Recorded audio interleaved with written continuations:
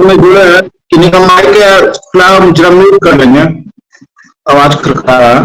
जितने भी साथी ये स्क्रीन पर दिख रहा है सबको मेरा प्रणाम। इसकी भाई के दर्शकों को भी नमस्कार। साथ ही साथ आज का दिन आशुतोष जी को विशेष प्रणाम, नीरज शर्मा विशेष प्रणाम, सुभान खान जी को विशेष प्रणाम। ये विशेष प्रणाम हमने इसलिए कहा कि लगातार आज 7-8 सालों से 10 साल से जितने भी यूट्यूबर भाई यूट्यूब के माध्यम से इस लड़ाई को जिंदा रखे और सब लोग धन्यवाद के पात्र हैं। नीरज जी 2020-21 से ही लगातार इस चीजों को उठा रहे थे, जिसमें हम लोग सहारा में काम कर रहे थे। जनता की महाअदालत की भाई का लगाने का हिम्मत जो दिखाए माननीय आशुतोष पाठक जी दिल्ली में, बहुत काबिले तारीफ था कि इतना बड़ा हिम्मत जब कोई देश के राष्ट्रीय मीडिया नहीं दिखा रहा था, नहीं चला रहा था, उस समय आगे बढ़कर आशुतोष पाठक शेर के जैसा आगे आए। मीडिया जगत में उस समय का हम उनको शेर ही कहेंगे, आज भी कहेंगे, जिसको प्रखर होकर के दिल्ली देश की राजधानी में दिखाने का काम किए। और वहां से हम लोगों को एक मंच मिला जिससे कि सहारा को हम लोगों ने पूरे देश भर में एक्सपोज किया और तब से सहारा पानी नहीं मांग रहा है। आज मुझे ये बात इसलिए कहना पड़ रहा है कि कल हम लोग इस टाइम में माननीय सुप्रीम कोर्ट में थे, जो राष्ट्रीय चैनल आज तक हम लोगों को जगह नहीं देता था, स्पेस नहीं देता था, हम लोग अपनी बात रखते भी थे तो वो दिखाता नहीं था, लेकिन इन यूट्यूबरों ने बहुत पहले से हम लोगों को स्पेस दिया और अपनी बात को रखने का जगह दिया। आज आपने देखा होगा भैया मैं आपको एक खुशखबरी और दे दूं। मैं आपको एक खुशखबरी, आशुतोष जी माफी चाहता हूँ, खुशखबरी में दे दूं कि हमारे सहारा का जो मामला है, सहारा को टारगेट करते हुए मामला भी है, टारगेट करते हुए कि सबसे बड़े यूट्यूबर, सबसे बड़े देश के वरिष्ठ पत्रकार, सबसे बड़े पत्रकार कहूंगा, रवीश कुमार जी ने भी अभी 1 घंटा पहले वीडियो को कर दिया है। नौशाद, मैं उस पर आ रहा था नौशाद उस पे, तो मैं वही कहना चाह रहा था, हालांकि मेरी बात नौशाद जी कहे, लेकिन आज जो एंट्री लाए इन लोगों के हुई राष्ट्रीय चैनल का, चाहे वो आज तक का हुआ, चाहे एनडीटीवी का हुआ, अगर ये चीज 2 साल 3 साल पहले अगर एंट्री हो गया होता तो अब तक ये मामला एक्सपोज हो गया होता और हम लोगों को बहुत बड़ी सफलता मिलती, लेकिन ऐसा ना हुआ, इसलिए ये लड़ाई बहुत लंबी चली। हम बहुत बहुत धन्यवाद देते हैं खास करके आशुतोष जी को, नीरज जी को और सुभान जी को, किसी न किसी रूप में लड़ाई कर लौ को जिंदा रखा। अब आते हैं मुख्य मुद्दे पे। कौन क्या कह रहा नहीं कह रहा वो सब पर हम लोग न पहले गए थे न आज जाएंगे। जो लिखित में है और जो कोर्ट में होता है हम लोग उसी की बात करते हैं। क्योंकि विश्व भारती जन सेवा संस्थान की तरफ से एक रीट याचिका लगी थी जिसको कि सहारा से भी मामले से टैग किया गया था और हम लोगों को भी इस केस में बुलाया गया था, जबकि हमारा मामला सहारा की शुरुआत से लेकर के अभी तक के जितने भी मामले हैं सबको एक साथ लिंक कराते हुए कोऑपरेटिव में जो पैसा डंप हुआ है, क्यू सोप में जो डंप हुआ है और कॉमर्शियल में जो अटका पड़ा हुआ है उसके लिए है कि इन सारी चीजों को हम लोग पैसा लेंगे और लोगों का भुगतान करवाएंगे। उसमें सभी चीजों का, चाहे वो कोऑपरेटिव का जितना नियम का वायलेशन हुआ उसको भी हमने अंकित किया, रियल एस्टेट हाउसिंग बोर्ड का भी अंकित किया, सहारा प्राइम सिटी को भी लिया, जितना भी फॉल्ट था सबको लिखा और उसी में माननीय न्यायालय को लगा कि हम लोगों को सहारा सेबी के केस के साथ भी सुनना चाहिए, तो उसके लिए हम लोगों को वहां बुलाया गया। हम लोग वहां गए, हालांकि हमको बोलने की बारी नहीं आई, हमारा केस 23 नंबर पर था, लेकिन हमारी जो चीजें लिखी गई थी रिट पिटीशन में वो सारी बातों का जिक्र करीब करीब वहां आया, जिससे कि सब कुछ एक्सपोज होता चला गया। और अभी तो केवल एक टेलर है सर, अभी बहुत पिक्चर बाकी है। एक केस सब लंबा नहीं खींचेगा, क्योंकि एक तरफ मीडिया का दबाव, दूसरे में पार्लियामेंट में भी सवाल पर सवाल हो रहा है। आपका आने वाला मानसून सत्र बहुत जबरदस्त तैयारी हम लोग करवा रहे हैं पार्लियामेंट में उठवाने के लिए, तो चारों तरफ से सहारा घिरा है, उसका बहुत व्यापक असर दिखना शुरू हुआ। अब मैं आता हूं कोर्ट की कार्रवाई पे। कोर्ट में जो भी चीजें हुआ है, देश के सहारा के पीड़ित जमाकर्ता कार्यकर्ता को बहुत खुश होने का जरूरत है। हालांकि जो लोग आज भी सहारा के फेवर में बात कर रहे हैं, शायद उनका पैसा अब सहारा में ज्यादा नहीं है, इसीलिए वो लोग चाहते हैं कि इस प्रकार का उलझ जुलझ काम होता रहे जिससे कि देश के निवेशकों का पैसा न मिले।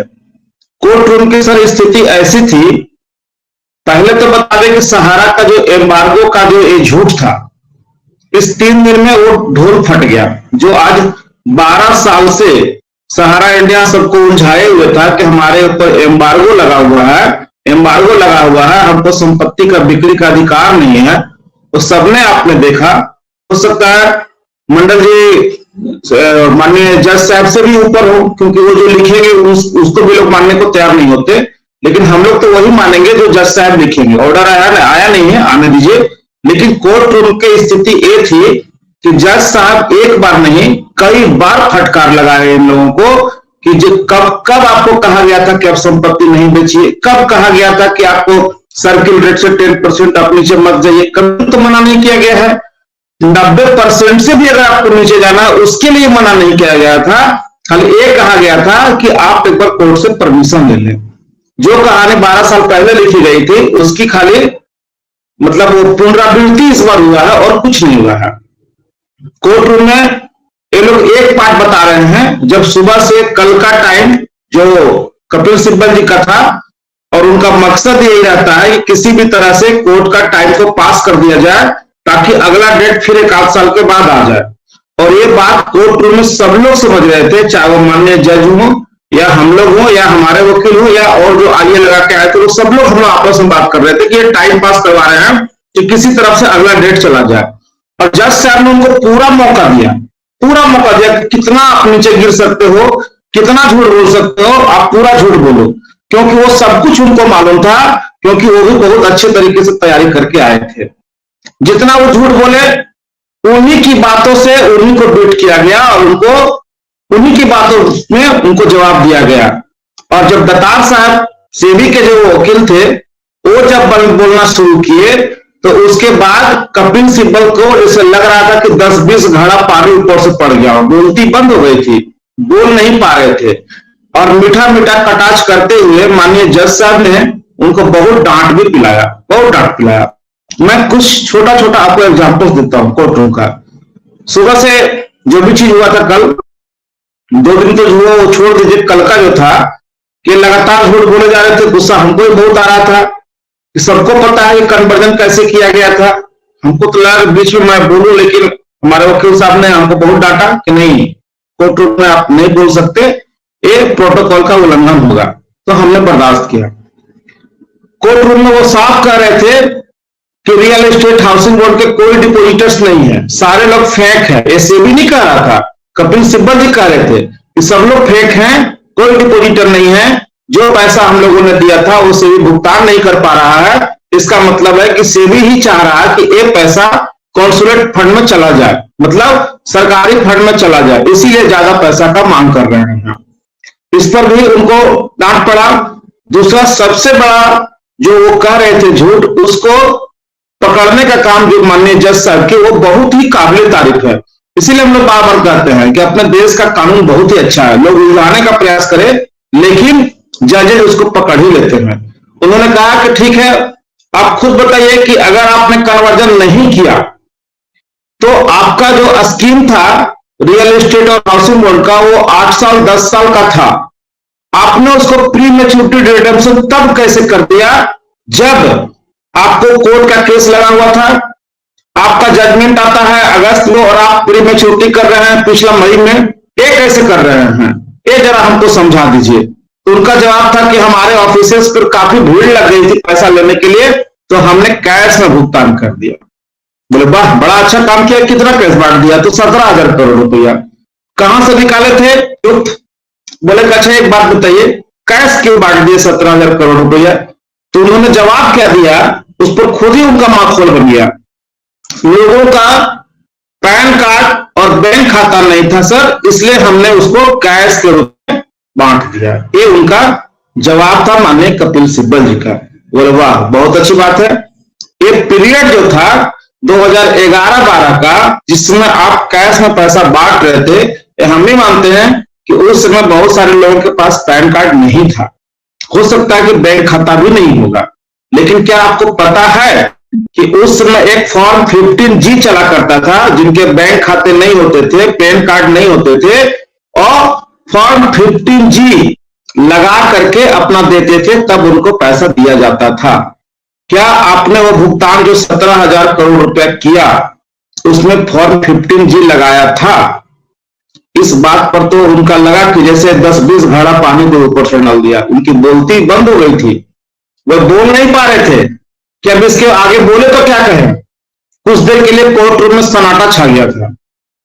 उसके बाद जज साहब बोले, मैं पूरी कहानी जानता हूं लेकिन मैं अभी बोलूंगा नहीं, मुझे वो जो आदेश 2012 का था पहले उसको पूरा करना है, आपको हर हालत में 10,000 करोड़ रुपया जमा करना पड़ेगा और उसके बाद जो होगा इंटरेस्ट की बात, फिर उसमें इशारों में था, केवल यही कहा गया कि फिलहाल आपको इतना करना होगा। तब वो आगे कि नहीं हमारा 7,500 करोड़ ही मिलता है।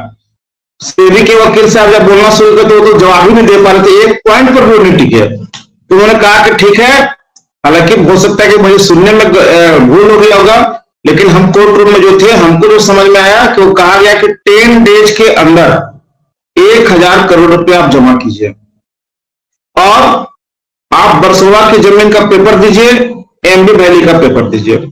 जो दिया गया है वो भी बहुत गलत तरीके से दिया गया है, उस पर भी जज साहब केवल मुस्कुरा रहे थे। वो रखते हुए बोले कि अगर आप 1,000 करोड़ रुपया 10 दिन में जमा करते हैं तो ठीक है, और आपको 3 महीना का समय दिया जा रहा है 10,000 करोड़ रुपया पूरा करने के लिए। अगर आप ये नहीं किए तो एमबी वैली सॉरी बरसोवा की अच्छा नागेंद्र स्पष्ट रूप से हाँ आ गया, एकदम लताड़ लगाते हुए बोला गया। हालांकि मतलब ये लोग नहीं समझते हैं, इन लोगों को जब आप भी अगर कहा जाता है तो लोग सोचते हैं कि हमको बहुत सम्मान दिया जा रहा है, इन लोगों को पकड़ कर 2 झप्पड़ मार दिया जाएगा तब कहें कि नहीं हमको बेइज्जत किया गया। उसको पहले लोग मानते ही नहीं है, चाहे वो सहारा के वरिष्ठ लोग हो चाहे नीचे का लोग हो, सबका यही हालत है। तो बहुत अच्छे तरीके से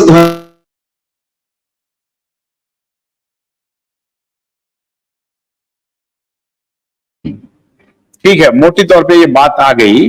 लेकिन क्या ये विष्णु जी क्या ये लगता है कि ये कल का जो निर्णय है इससे निवेशक